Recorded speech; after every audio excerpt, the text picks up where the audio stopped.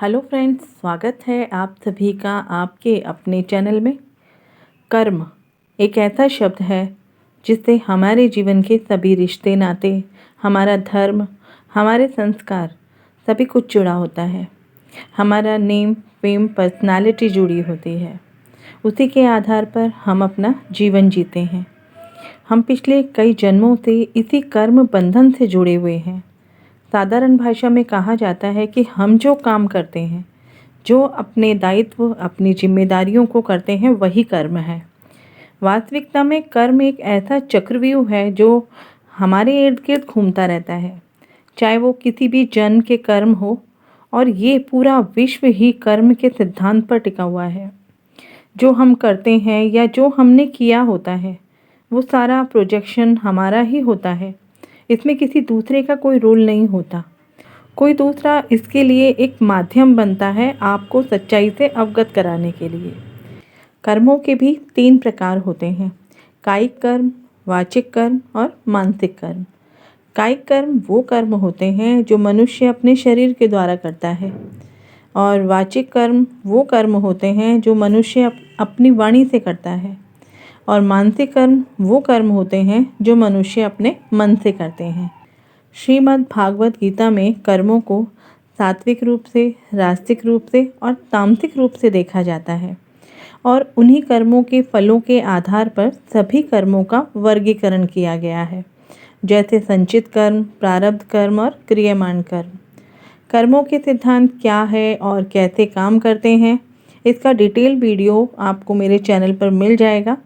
अगर आप चैनल पर नए हैं, पहली बार मुझे सुन रहे हैं, तो उस वीडियो का लिंक आपको डिस्क्रिप्शन में मिल जाएगा, आप उसे सुन सकते हैं। इसी तरह कर्मों के भी प्रकार होते हैं, अर्थ होते हैं, तत्व होते हैं और सिद्धांत होते हैं। कर्म हमारी आत्माओं की मेमोरी होती है, जो लंबे समय तक साथ चलती है, जो पिछले कई जन्मों से चली आ रही होती है। और हमारा वर्तमान जीवन भी ज़्यादातर पिछले जन्मों के आधार पर ही निर्धारित होता है। जब तक वो सभी मेमोरी या हमारे पिछले कर्म पूरे नहीं होते, तब तक हमारा बार बार जन्म होता रहता है, ताकि हम अपने पिछले सभी कर्मों को पूरा कर सकें। कई बार ये पिछले जन्मों के कर्मों का फल अच्छा भी होता है, और कई बार बहुत परेशान करने वाला होता है।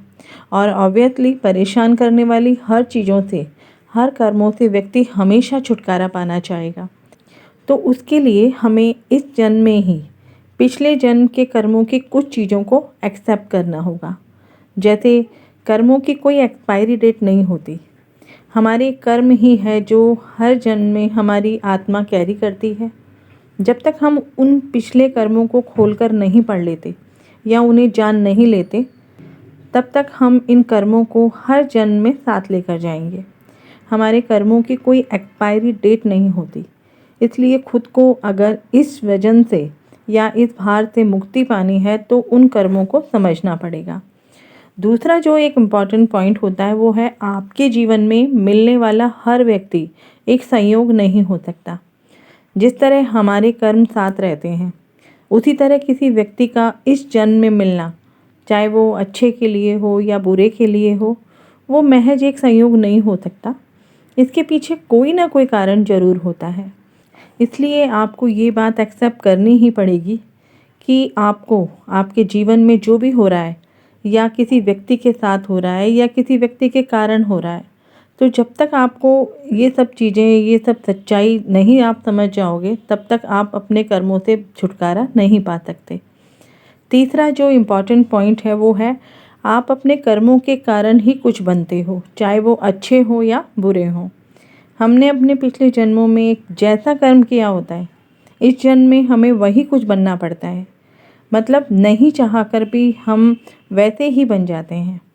अगर हमारे कर्म सकारात्मकता लिए हुए हैं, तो सकारात्मक चीज़ें आसपास होंगी, और अगर हम नकारात्मकता लिए हुए होते हैं या हमारे कर्म नकारात्मकता के साथ होते हैं, तो हमारे आसपास का जो वातावरण होगा, जो एटमॉस्फेयर होगा, वो भी नकारात्मक होगा।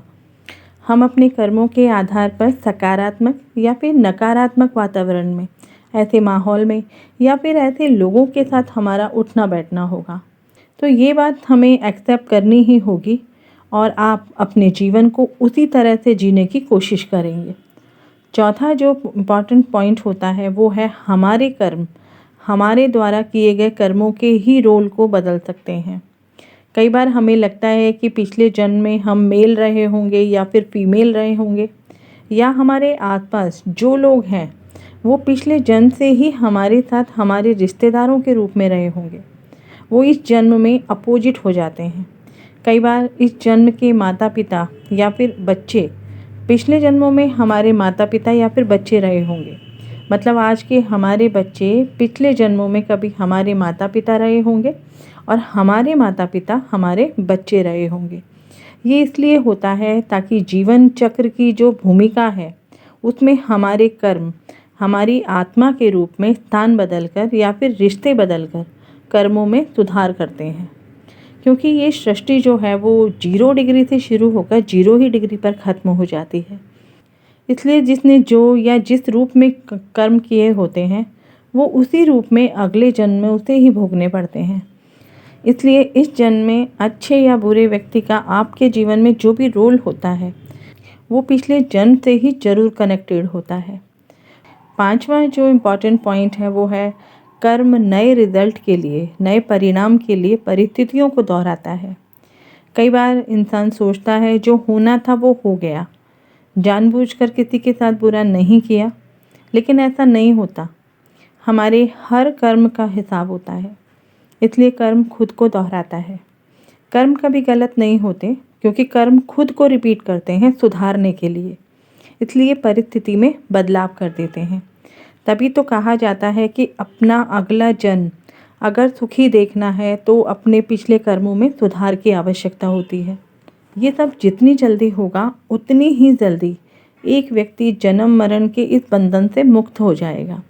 अब सवाल ये भी हमारे दिमाग में आता है कि हमें कैसे पता चलेगा क्या हो रहा है, क्या हुआ था और उसे कैसे सुधारा जा सकता है, कैसे समझा जा सकता है। तो परेशान होने की बिल्कुल ज़रूरत नहीं है। कोशिश करें अपने इस जन्म के कर्मों को क्लीन रखें, अच्छे कर्म करें ताकि आपका अगला जन्म सुधर सके। और पिछले जन्मों के कर्मों के लिए आप सेल्फ रियलाइजेशन कर सकते हैं, खुद को समझ सकते हैं, खुद की आत्मा के उद्देश्य को समझ सकते हैं। यकीन मानिए जिस दिन आपने खुद को समझ लिया, खुद की आत्मा के उद्देश्य को समझ लिया, तो आपका जीवन सफल हो जाएगा।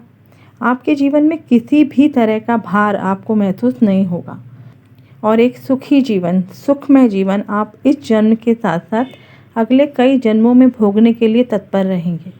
अगर कर्मों का हिसाब पूरा हो जाता है तो जन्म मरण के इस चक्र से मुक्ति मिल जाती है, मोक्ष मिल जाता है। आत्म साक्षात्कार, मोक्ष, इन सभी से रिलेटेड वीडियो आपको मेरे चैनल पर मिल जाएगी। आप उन्हें सुन सकते हैं कि किस तरीके से एक व्यक्ति को आत्म साक्षात्कार के लिए या फिर सेल्फ रियलाइजेशन के लिए क्या करना चाहिए, किस तरीके से उस पर काम करना चाहिए, कैसे उसकी मेडिटेशन करनी चाहिए। साथ ही साथ अपने पास्ट लाइफ के बारे में अगर आप कुछ जानना चाहते हैं और मुझसे कांटेक्ट करना चाहते हैं तो डिस्क्रिप्शन बॉक्स में दिए गए कांटेक्ट नंबर और ईमेल आईडी पे आप मुझसे कांटेक्ट कर सकते हैं। आशा करती हूँ आपको ये वीडियो ज़रूर पसंद आया होगा, तो इसे लाइक करें, शेयर करें और चैनल को सब्सक्राइब ज़रूर कर लें। मिलते हैं अगली नई इंटरेस्टिंग जानकारी के साथ। तब तक आप सभी अपना और अपने परिवार का ध्यान रखें, सुरक्षित रहें। जय हिंद, जय भारत।